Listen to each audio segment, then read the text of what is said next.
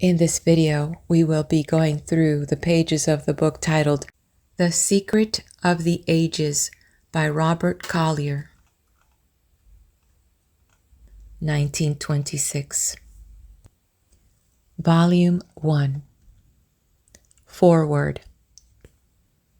A fire mist and a planet, a crystal and a cell, a jellyfish and a saurian, cave where the cavemen dwell, then a sense of law and order, a face upturned from the clod. Some call it evolution, and others call it God. End of quote, reprinted from the New England Journal. If you had more money than time, more millions than you knew how to spend, what would be your philanthropy? Libraries, hospitals, churches, homes for the blind, crippled, or aged. Mine would be homes, but not for the aged or infirm, for young married couples. I have often thought that if I ever got into the philanthropic billionaire class, I'd like to start an endowment fund for helping young married couples over the rough spots in those first and second years of married life, especially the second year when the real troubles come. Take a boy and a girl and a cozy little nest and a cunning, healthy baby, and there's nothing happier on God's green footstool. But instead of a healthy babe, fill in a fretful, sickly baby, a wan, tired, worn-out little mother, a worried, dejected, heartsick father, and there's nothing more pitiful. A nurse for a month, a few weeks at the shore or mountains, a lift on the heavy doctor's bill. Any one of these things would spell Heaven to that tiny family. But do they get it? Not often. And the reason? Because they are not poor enough for charity. They are not rich enough to afford it themselves. They belong to that great middle class, which has to bear the burdens of both the poor and the rich and take what is left for itself. It is to them that I should like to dedicate this book. If I cannot endow libraries or colleges for them, perhaps I can point the way to get all good gifts for themselves. For men and women like them do not need charity, nor even sympathy. What they do need is inspiration and opportunity, the kind of inspiration that makes a man go out and create his own opportunity. And that, after all, is the greatest good one can do anyone.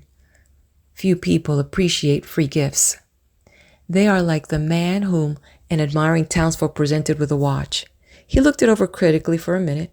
Then, "Where's the chain?" he asked. But a way to win for themselves the full measure of success they've dreamed of but almost stopped hoping for, that is something every young couple would welcome with open arms. And it is something that, if I can do it justice, will make the eternal triangle as rare as it is today common. For it will enable husband and wife to work together, not merely for domestic happiness, but for business success as well. Signed, Robert Collier.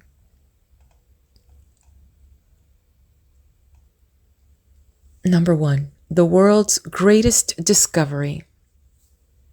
A quote by Edgar A. Guest. You can do as much as you think you can, but you'll never accomplish more. If you're afraid of yourself, young man, there's little for you in store. For failure comes from the inside first. It's there if we only knew it, and you can win till you face the worst if you feel that you're going to do it. What, in your opinion, is the most significant discovery of this modern age? The finding of dinosaur eggs on the plains of Mongolia, late, so the scientists assert, some 10 million years ago? The unearthing of the tomb of Tutankhamun, which is matchless specimens of a bygone civilization? The radioactive time clock by which Professor Lane of Tufts College estimates the age of the Earth as 1,250,000,000 years. Wireless, the airplane, man-made thunderbolts? No, not any of these. The really significant thing about them is that from all this vast research, from the study of all these bygone ages, men are for the first time beginning to get an understanding of that life principle which somehow, some way, was brought to this earth thousands or millions of years ago. They are beginning to get an inkling of the infinite power it puts in their hands to glimpse the untold possibilities it opens up.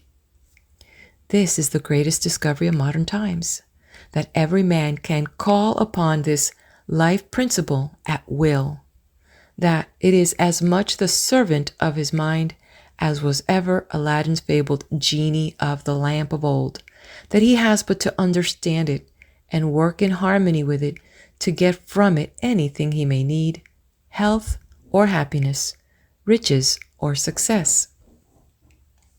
To realize the truth of this, you have but to go back for a moment to the beginning of things.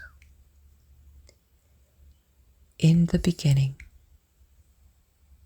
It matters not whether you believe that mankind dates back to the primitive ape man of 500,000 years ago, or sprang full grown from the mind of the Creator. In either event, there had to be a first cause, a creator. Some power had to bring this earth the first germ of life. And the creation is no less wonderful if it started with the lowliest form of plant life and worked up through the countless ages into the highest product of today's civilization, than if the whole were created in 6 days. In the beginning, this earth was just a fire mist, 6,000 or a billion years ago. What does it matter? Which? The one thing that does matter is that sometime, some way, there came to this planet the germ of life, the life principle which animates all nature, plant, animal, man. If we accept the scientist version of it, the first form of life in which life appeared upon earth was the humble algae, a jelly-like mass which floated upon the waters. This, according to the scientist, was the beginning, the dawn of life upon the earth.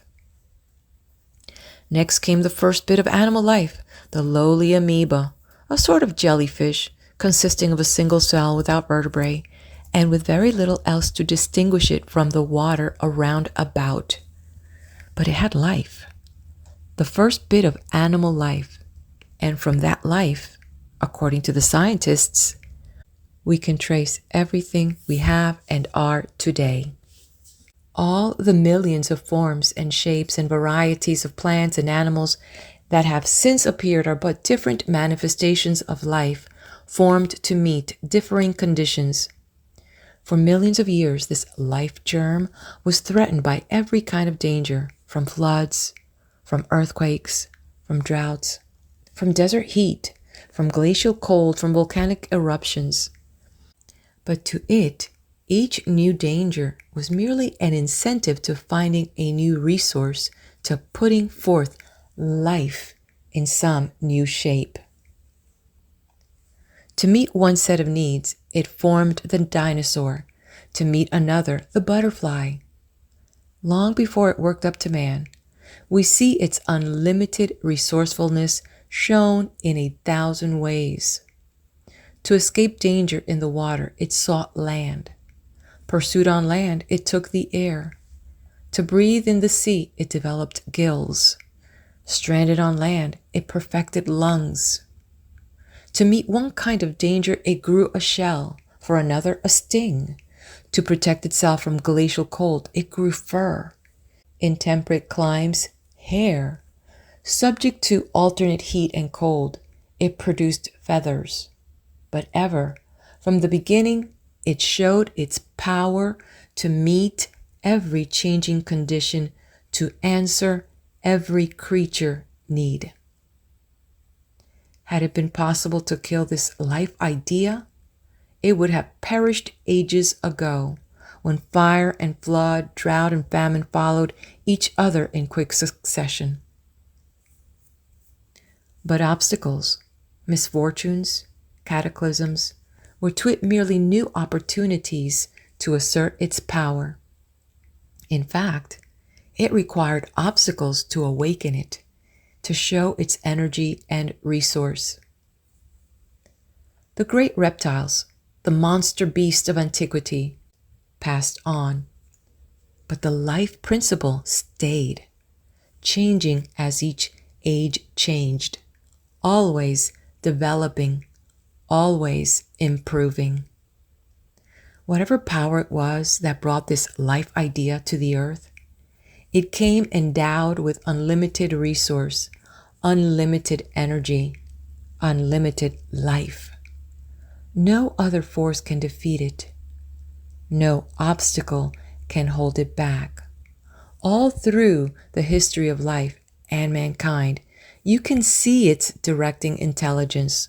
Call it nature, call it providence, call it what you will, rising to meet every need of life. The purpose of existence. No one can follow it down the ages without realizing that the whole purpose of existence is growth. Life is dynamic, not static. It is ever moving forward, not standing still. The one unpardonable sin of nature is to stand still, to stagnate. The Giganotosaurus that was over 100 feet long and as big as a house, the Tyrannosaurus that had the strength of a locomotive and was the last word in frightfulness, the pterodactyl or flying dragon, all the giant monsters of prehistoric ages are gone. They ceased to serve a useful purpose. They did not know how to meet the changing conditions. They stood still, stagnated, while the life around them passed them by. Egypt and Persia, Greece and Rome, all the great empires of antiquity perished when they ceased to grow. China built a wall about herself and stood still for 1,000 years. Today, she is the football of the powers. In all nature, to cease to grow is to perish. It is for men and women who are not ready to stand still, who refuse to cease to grow, that this book is written. It will give you a clearer understanding of your own potentialities, show you how to work with and take advantage of the infinite energy all about you. The terror of the man at the crossways not knowing which road to take will be no terror to you. Your future is of your own making. For the only law of infinite energy is the law of supply. The life principle is your principle. To survive, to win through, to triumphantly surmount all obstacles has been its everyday practice since the beginning of time. It is no less resourceful than ever it was. You have but to supply the urge, to work in harmony with it, to get from it anything you may need. For if this life principle is so strong in the lowest forms of animal life that it can develop a shell or a poison to meet a need, if it can teach the bird to circle and dart, to balance and fly, if it can grow a new limb on a spider to replace a lost one, how much more can it do for you, a reasoning, rational being with a mind able to work with this life principle, with an energy and initiative to urge it on? The evidence of this is all about you. Take up some violent form of exercise, rowing, tennis, swimming, riding.